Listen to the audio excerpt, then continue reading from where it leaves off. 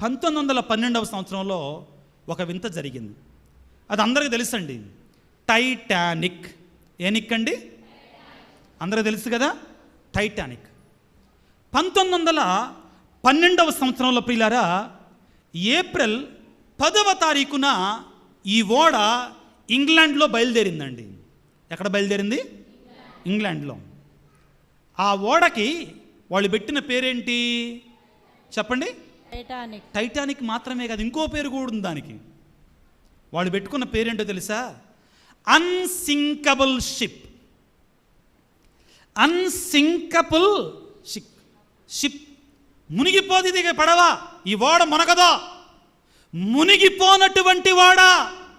గొప్పగా పేరు పెట్టుకున్నారు.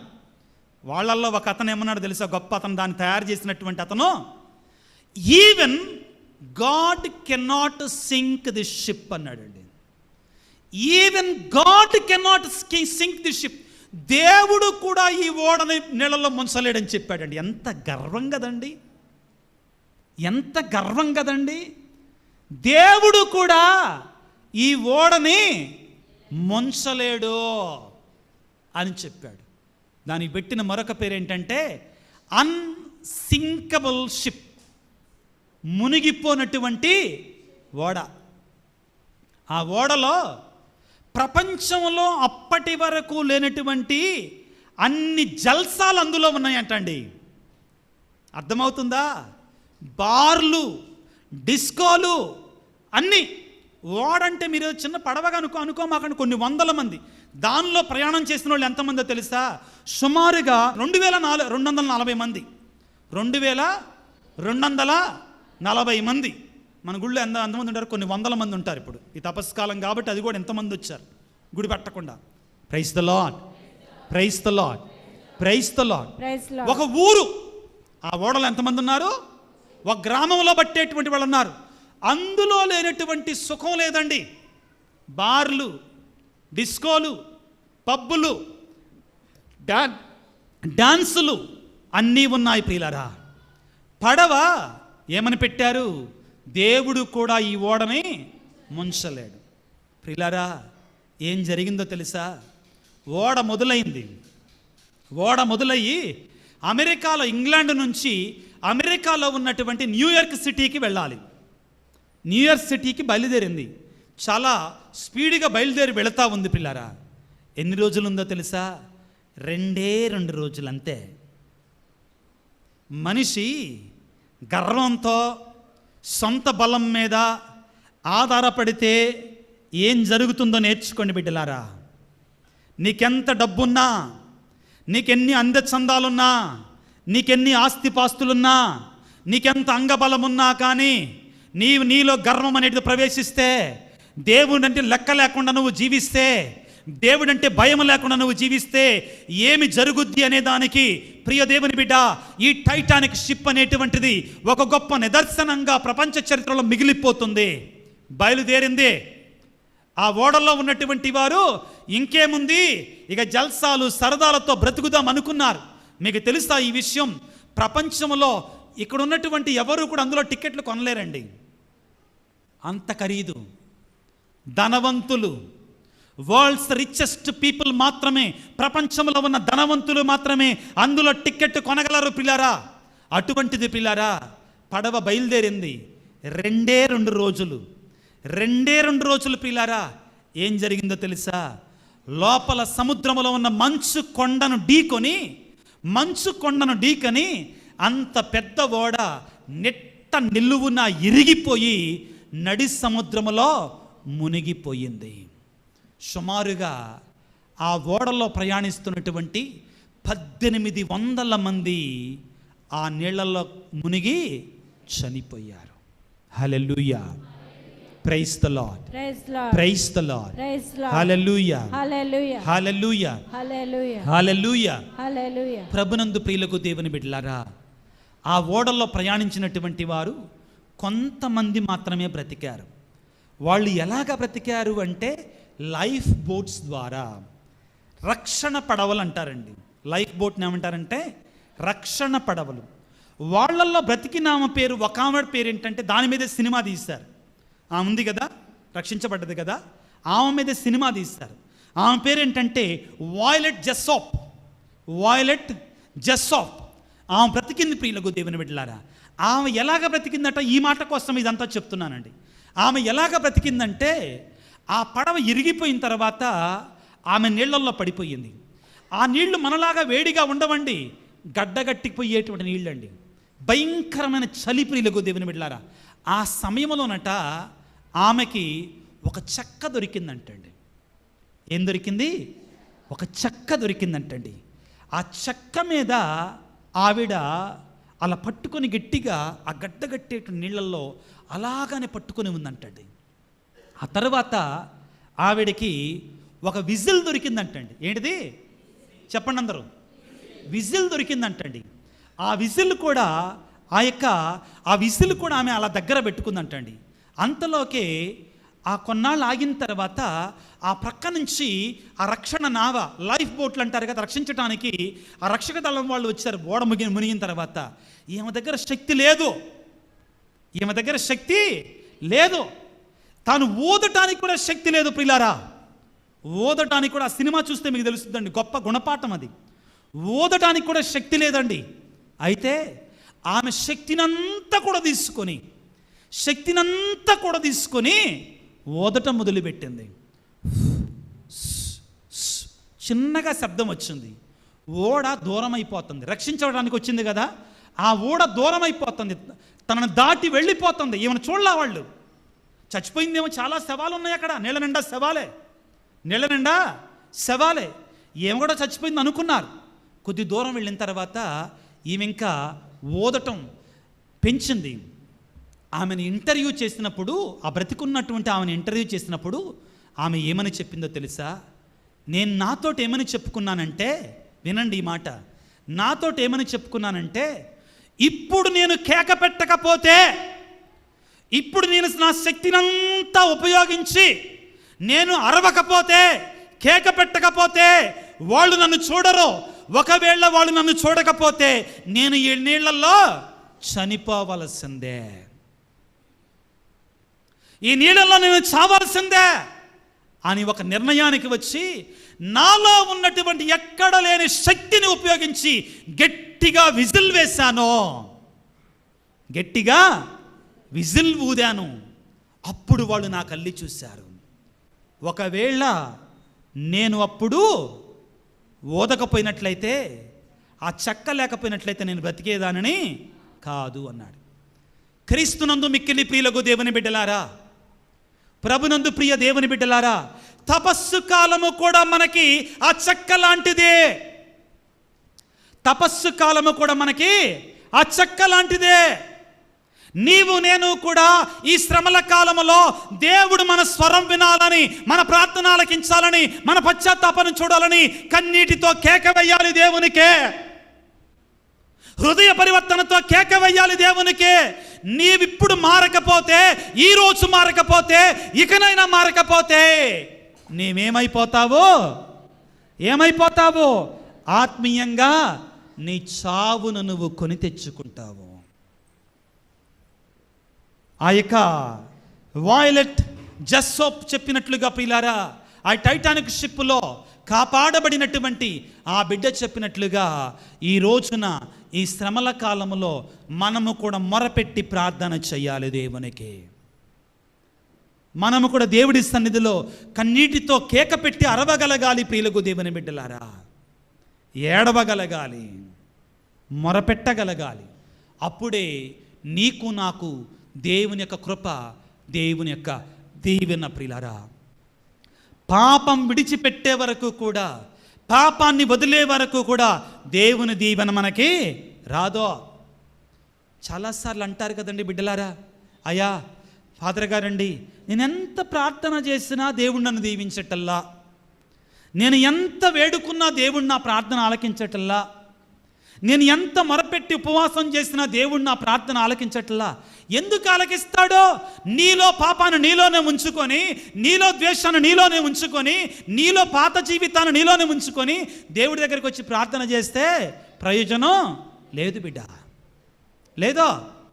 నీ పాపాన్ని విడిచిపెట్టు. యెషయా గ్రంథము యెషయా గ్రంథము 59వ అధ్యాయము 1-2 వచనాలు చదువుకుందాం ప్రియులకు దేవుని బిడ్డలారా. మైకు తీసుకోమ్మా, అందరికి వినపడుతుంది. యెషయా గ్రంథము 59వ అధ్యాయం 1వ వచనం నుంచి చదువుకుందాం. ప్రభువు హస్తము మిమ్ము రక్షింపలేనిదిగా కురచకాలేదు, మిమ్ము రక్షింపలేనటువంటి కురచది కాదు, ఆయన మీ మనవిని ఆలింపలేని చెవిటివాడు కూడా కాదు. మీ పాపములే మీకును దేవునికిని మధ్య అడ్డముగా ఉన్నవి. బిడ్డలారా జాగ్రత్త. దేవుని కృప, దేవుని దీవెన, దేవుని యొక్క అభిషేకం నీ మీదకి, నీ కుటుంబం మీదకి రాకుండా నీ కుటుంబం, నీ పాపము నీకు అడ్డుగోడగా ఉందా? నీ బ్రతుకు, నువ్వు జీవించే జీవిత విధానం అడ్డుగోడగా ఉందా? ఆత్మ పరిశీలన చేసుకో. ప్రియ దేవుని బిడ్డ, పాపాన్ని విడవకపోతే శాపము రెడీగా ఉంటుంది. తేడా లేదు అందులో. పాపాన్ని విడవకపోతే శాపం రెడీగా ఉంటుంది. నేను ఒక విచారణలో చూసినట్టు పాపం ఏం చేస్తుంది వినండి జాగ్రత్తగా. పాపం ఎంత భయంకరమైనటువంటిది. నేను ఒక విచారణలో పనిచేస్తున్నప్పుడు తల్లిదండ్రి వచ్చి నా దగ్గర కన్నీటితో ఏడవటం ప్రారంభించారు. నా దగ్గరకు వచ్చి పెద్దగా ఏడ్చుకుంటా, స్వామి ఇంకేముంది స్వామి, మా మనవడి పని అయిపోయింది స్వామి అని ఏడవటం ప్రారంభించారు. ఏమైందమ్మా, ఏం జరిగిందమ్మా అంటే, ఆసుపత్రికి తీసుకెళ్ళాం స్వామి, ఇక లేచి జీవితంలో నిలబడలేడంట స్వామి అని చెప్పారు. ఏం చేయలేడంట? నిలబడలేడంట స్వామి. ఎందుకమ్మా, ఏమైంది? బాగానే ఉన్నాడుగా మీ మనవడు అని చెప్పాను. వినండి ప్రియులారా, పాపం ఎంత భయంకరమైందో. బాధాకరమైన విషయం ఏంటంటే, ఈ రోజుల్లో పాపం మాట్లాడితే ఇష్టం లేదండి మనుషులకి, కానీ అదే మన జీవితాలను పాడు చేస్తుంది. ఏం జరిగిందమ్మా అంటే ఏం చెప్పట్లా. యాక్సిడెంట్ అయింది లేస్తామంటున్నారు. ఏమైందంట? యాక్సిడెంట్ అయింది లేస్తాం. కానీ ఏం యాక్సిడెంట్ అయిందమ్మా ఇంతలోకి అంటే చెప్పట్లా. మనవడంటే చిన్నపిల్లోడు కాదండి, గట్టిగా ఒక 30-32 సంవత్సరాల వయస్సు. ప్రియులారా, పాపము వలన నాకేమి కాటం లేదులే, నాకేం జరగటం లేదులే అని పాపం మీద పాపాన్ని మూటగట్టుకుంటున్నావా? జాగ్రత్తగా ఉండు బిడ్డ. దేవునికి హెచ్చరికగా స్వీకరించు. ఇంటికి వచ్చి ప్రార్థన చేయమన్నారు. ప్రార్థన చేశాను. ప్రార్థన చేసిన తర్వాత 4 రోజులు ఆగిన తర్వాత తన భార్య, 2 పిల్లలండి, చిన్న పిల్లలు, 2 మగపిల్లలు, అర్థమవుతుందా? ఆ పిల్లల్ని తీసుకొని వచ్చి, నేను అప్పట్లో విచారణ గురువు కాబట్టి నా దగ్గర పెద్దగా ఏడ్చుకుంటా ఒక మాట అన్నది. స్వామి, మా ఆయనతోటి నేను ఎన్నోసార్లు చెప్పా స్వామి, ఆ పాడు పని చెయ్యమాకో, దాని దగ్గరికి వెళ్ళమాకో అని నేను కన్నీటితో బతిలాడా స్వామి. వినలేదు స్వామి. విని ఇలాగ చేసుకున్నాడు స్వామి. నాకు అర్థం కాలేదు. ఏమ్మా, ఏం జరిగిందన్నాను. ఏం లేదు స్వామి, ఏదో మా కర్మ అని కళ్ళు తుడుచుకుంటా వెళ్ళిపోబోతుంది. తరువాత మరలా ఆ తల్లి వచ్చి నాతో చెప్పింది ఏంటంటే, ప్రియులారా, ఆ వ్యక్తి పెళ్ళయ్యింది, చక్కటి భార్య, 2 చిన్న పిల్లలండి, 2 చిన్న పిల్లలు. ఇంతుండగా వాడికి ప్రియులారా 2వ ఇల్లు కావాల్సి వచ్చింది. ఏం కావాల్సి వచ్చింది? సిగ్గుతో తలదించుకోవలసినటువంటి మాటలండి ఇవి. చెప్పకూడనటువంటి మాటలు, కానీ నిజాలు చెప్పాలి. 2వ ఇల్లు కావలసి వచ్చింది. ఆ 2వ ఇల్లు కూడా ఎవరో తెలుసా? ఆ అమ్మాయికి కూడా పెళ్ళయింది, వివాహం అయ్యింది, భర్త ఉన్నాడు. ప్రియులకు దేవుని బిడ్డలారా, ఈ విధవ భర్త లేని సమయంలో వెళ్ళటం, పాపం చెయ్యటం, రావటం. ఒక రోజున భర్త సడన్గా ఇంటికి వచ్చాడు. ఈ వ్యక్తి భర్తను చూడగానే పారిపోతూ ప్రక్కన ఉన్నటువంటి గోడ దూకపోయాడు. జారి అక్కడే ఉన్నట్టు ఒక రాయి మీద, వెల్లికల నడుము మీద పడ్డాడు. కంపల్లో అలాగానే ఉండిపోయాడు. ఆ పడటం ప్రియులారా జీవితంలో మరలా లేవలేదు. ప్రియులారా, పాపం ఏం చేస్తుందో అనుకోమాకండి.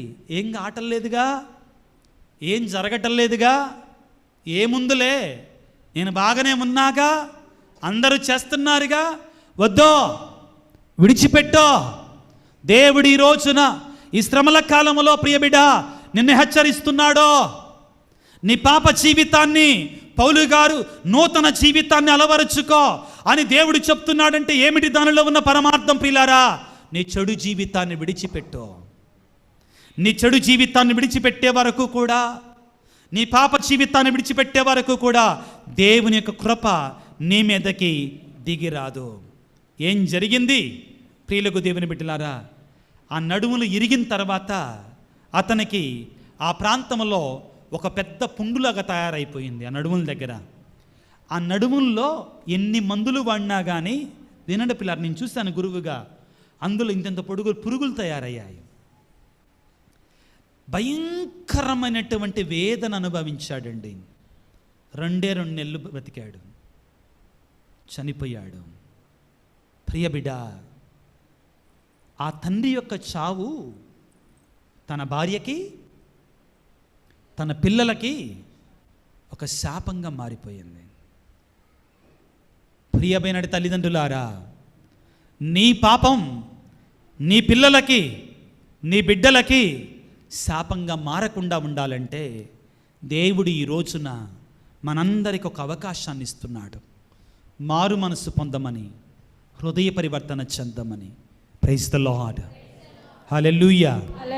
అందరం చెబుదాం చేతులు చాచి, praise the lord, praise the lord, praise the lord, praise the Lord. Hallelujah, hallelujah, hallelujah, hallelujah, hallelujah, hallelujah. యేసువా వందనం, యేసువా వందనం, యేసువా స్తోత్రం, యేసువా స్తోత్రం. తండ్రి వందనం, తండ్రి వందనం, తండ్రి స్తోత్రం, తండ్రి స్తోత్రం. ఆత్మదేవా వందనం, ఆత్మదేవా వందనం, ఆత్మదేవా స్తోత్రం, ఆత్మదేవా స్తోత్రం. Praise the lord, praise the lord, praise the lord, praise the lord, praise the lord, praise the lord. ప్రియమైనటువంటి బిడ్డ, ఈనాడు ప్రత్యేకమైన ఈ సదస్సు రోజున దేవుడి సందేశము ద్వారా నిన్ను హెచ్చరిస్తున్నాడో.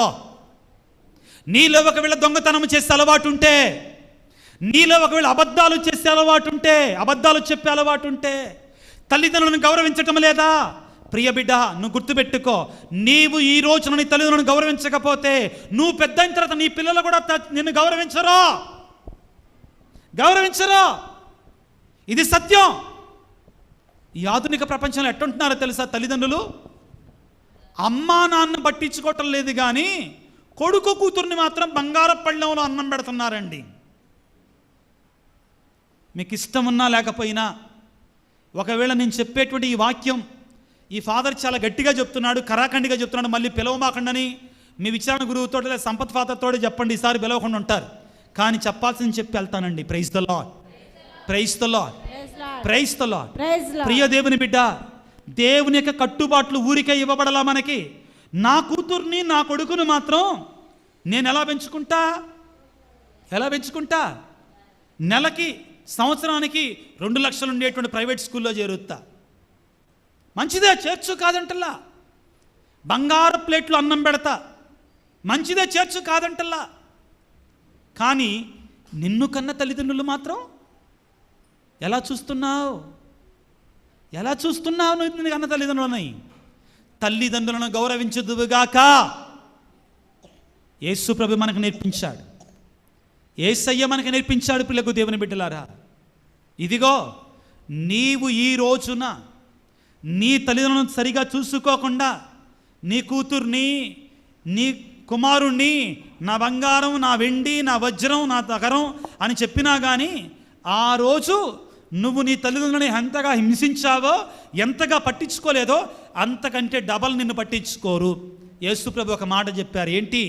నువ్వు ఏ కొలతతో కొలుతువో, నోటితో చెప్పటం కాదు, ఇళ్ళ దగ్గర పాటిస్తున్నారా? తల్లిదండ్రుని ప్రేమతో చూస్తున్నారా? మీరు తల్లిదండ్రుని ప్రేమతో చూస్తున్నారా? ఆత్మ పరిశీలన చేసుకో.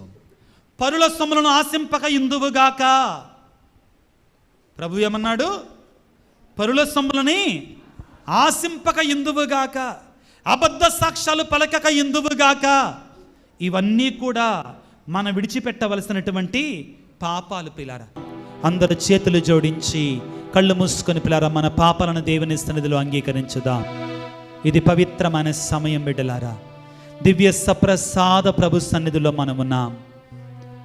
ప్రభువును మనల్ని క్షమించమని, మన పాపాలు మన్నించమని, మన దోషాలు మన్నించమని ప్రభువుని వేడుకుందాం బిడ్డలారా. మనలో ఉన్న ప్రతి పాపాన్ని వేడుకుందాం బిడ్డలారా. యేసయ్యా, ఓ యేసు రాజా, నన్ను కడుగుము రాజా, నన్ను శుద్ధి చేయి ప్రభువా, నన్ను కడిగి వేయి ప్రభువా. ఎన్నో ఘోర పాపాలు చేస్తాను తండ్రి, ఎన్నో ఘోర పాపకాలు చేస్తాను తండ్రి. నన్ను దీవించటల్లా, దేవుడు నన్ను ఆశీర్వదించటల్లా అంటున్నానే కానీ నా పాపాలను విడిచిపెట్టలేదయ్యా. నేను నాకు శక్తినివ్వు తండ్రి, నాకు బలాన్నివ్వయ్యా ప్రభువా. యెషయా గ్రంథం 1వ అధ్యాయంలో నువ్వు అడుగుతున్నా, ఇదిగో నేను ప్రేమించిన బిడ్డలే నాకు దూరముగా వెళ్ళిపోయారు. నేను ఎవరి కొరకై ప్రాణం పెట్టానో, ఎవరినైతే కాపాడుతున్నారో వారు ఇంకా పాపంలో పడిపోతున్నారు. యేసయ్యా, దావీదు కుమారా, మమ్మల్ని కనికరించయ్యా, మా పాపాలు కడిగి వేయి తండ్రి. యేసయ్యా, యేసయ్యా, యేసయ్యా, దావీదు కుమార మమ్మల్ని కనికరించు ప్రభువా. మేము అబద్ధాలు పలికాము తండ్రి, పరుల సొమ్ము కొరకే ఆశపడ్డాము తండ్రి, తల్లిదండ్రులంటే లెక్క లేకుండా జీవించాము నాయన, అన్యాయముగా అక్రమముగా జీవించాము తండ్రి, శరీరాన్ని అదుపులో పెట్టుకోకుండా బ్రతికామయ్యా. వివాహ ధర్మాన్ని మీరి భార్యకు వ్యతిరేకముగా, భర్తకు వ్యతిరేకముగా చేస్తున్న ప్రతి పాపాన్ని ప్రభువా నీ సన్నిధిలో అంగీకరిస్తున్నాము తండ్రి. ప్రభువా, పౌలు గారు పలుకుతున్నారు, ఈ దేహము దేవుని యొక్క ఆలయం అని మీకు తెలియదా? నీ శరీరము దేవుని యొక్క ఆలయం అని మీకు తెలియదా? ఆ దేహాన్ని పాపపు కుంపటిగా మార్చావా? యేసయ్యా, యేసు రాజా, నన్ను కడుగుము నాయన, నన్ను శుద్ధి చెయ్యి ప్రభువా. నీ శిలువ రక్తాన్ని ప్రభువా నా మీద కుమ్మరింప చెయ్యి తండ్రి. నా పాపాలన్నిటినీ కడిగి వెయ్యి తండ్రి. ఇతరుల గురించి చెడు మాట్లాడానయ్యా, ఇతరుల జీవితాలను నాశనం చేస్తానయ్యా నాలుకతోటి. నీ నామాన్ని స్తుతించవలసిన నాలుకతోటి అపరిశుద్ధమైన మాటలు పలికాను తండ్రి. నన్ను క్షమించు తండ్రి, నన్ను కడిగి వేయి తండ్రి, నన్ను శుద్ధి చెయ్యి ప్రభువా.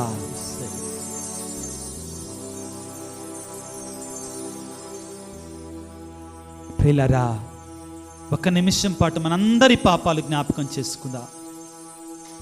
ప్రతి ఒక్కరు ప్రియులారా, రోమాపత్రికలో 6వ అధ్యాయంలో పౌలు గారు పలుకుతున్నారు, ఏ ఒక్కడు నీతిమంతుడు లేడు, అందరూ పాపము చేసినటువంటి వారే. దేవా, నేను పాపినయ్యా, నన్ను క్షమించు తండ్రి. వేడుకుందాం ప్రియులారా.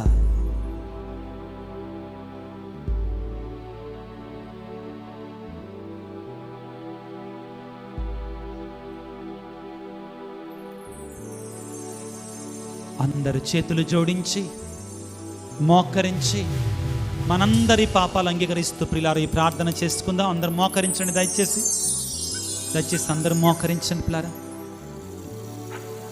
ఉత్తమ స్తోత్రము. సర్వేశ్వర స్వామి దేవరవారు మితిలేని సకల మేలుల స్వరూపులైన వలన సకల వస్తువుల కంటే మిమ్మల్ని అధికముగా ప్రేమించున్నాను స్వామి.